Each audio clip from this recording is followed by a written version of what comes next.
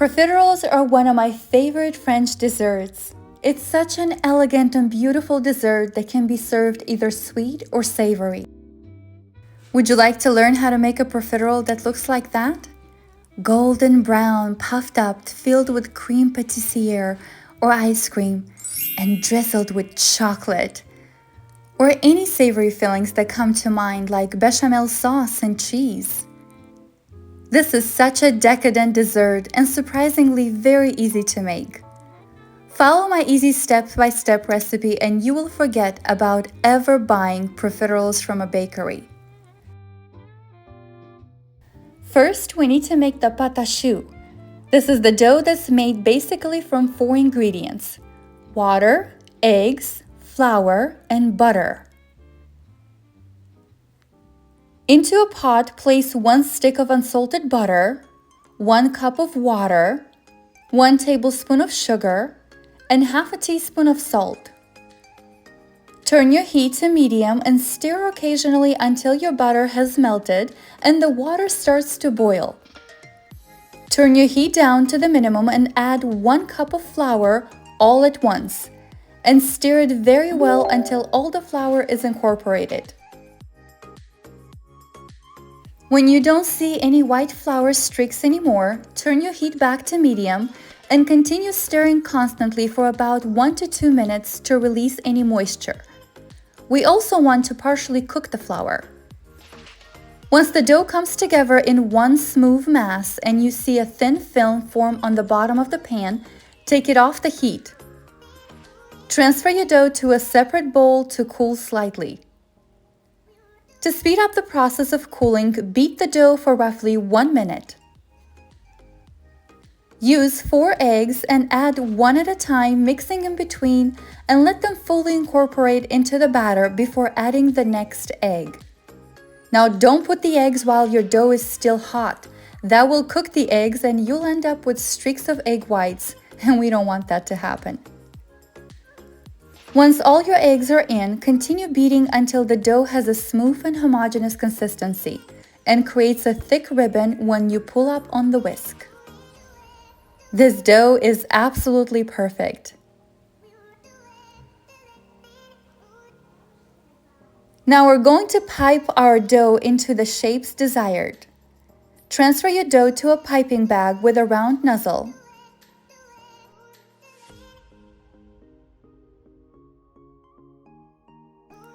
Hold the piping bag straight down and let the choux pastry expand before you wrap it around.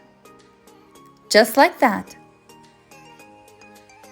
Now dip your finger just lightly in the water and very gently press down these little peaks on top of the dough.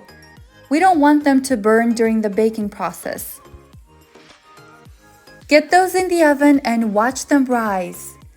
Bake in a preheated oven at 425 degrees Fahrenheit in the center rack for about 18 to 20 minutes. It is important not to open the oven door during the baking process. That will ruin the puffiness of your puffs and they will turn out doughy and sticky. Keep an eye on them. If you see them browning too quickly, take them out a few minutes sooner. They should look exactly like this, puffed, golden, and just beautiful. Now let's make the delicious pastry cream, Creme Pâtissier. This is the classic filling for both cream puffs as well as eclairs. You will need to separate 6 egg yolks from the egg whites. Now keep those egg whites to make a delicious angel food cake or a healthy omelette for breakfast. To your egg yolks, add 2 tablespoons of sugar, 2 tablespoons of cornstarch, and 2 tablespoons of flour. Mix it all very well until the consistency is all smooth.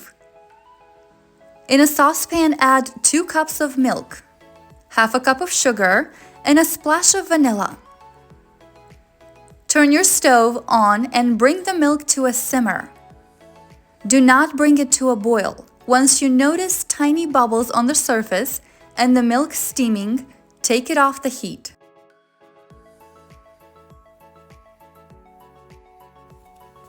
Now carefully add roughly a quarter cup at a time of hot milk to your egg mixture and stir just to combine. Adding the hot milk to the egg yolks is called tempering. That's why it's important to work gradually, otherwise your eggs will cook. Repeat the process a few times while mixing continuously. Pour your egg mixture into your milk pan and place it over medium heat, stirring constantly for roughly 2 to 3 minutes. Do not walk away from your stove, as your cream may lump up. Because of the flour and cornstarch, your custard will thicken up substantially. As soon as you notice bubbles popping on the surface, stir it for another minute and it's done.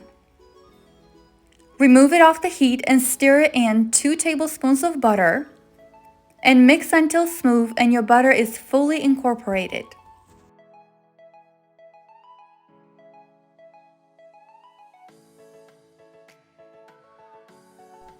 Transfer to a clean bowl to cool down. And to prevent this pastry cream from making a skin, cover it with plastic wrap right down on the surface. This Creme Pâtissier is best when you make it a day ahead. Just place it in the fridge until you're ready to use it.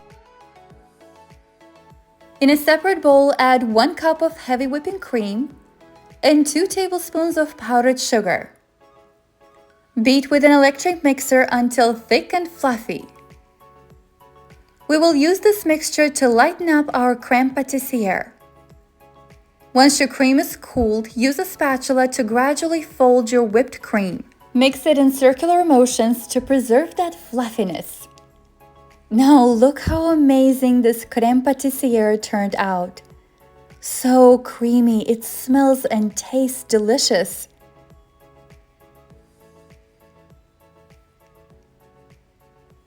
Transfer it to a piping bag and place it in the fridge to firm up a little bit.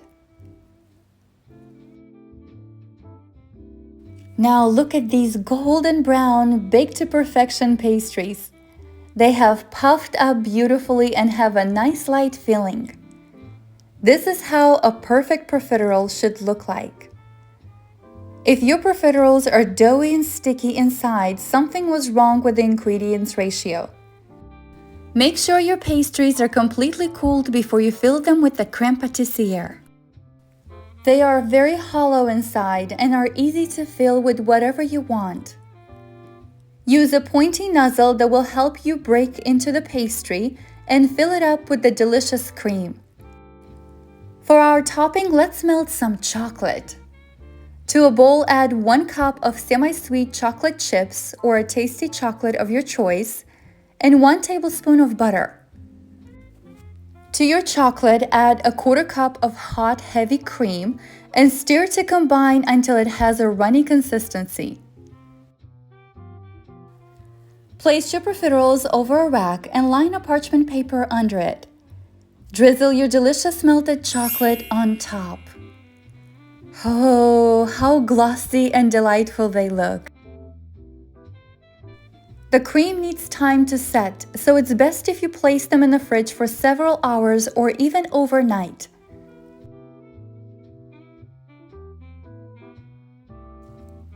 They seriously are even more irresistible the next and second days, which makes this a perfect make-ahead dessert. This is so beautiful, so out of this earth tasty. I highly recommend you make this recipe. I have tasted the ratio of the ingredients several times as well as the baking temperature. The dough ratio is the key to making the perfect puffs. This way you can master your homemade profiteroles the first time. You can search for a profiterole like this high and low in all the bakeries. But once you taste these ones, you'll know it's homemade. It's delicious. You'll understand the difference. Enjoy. See you next time.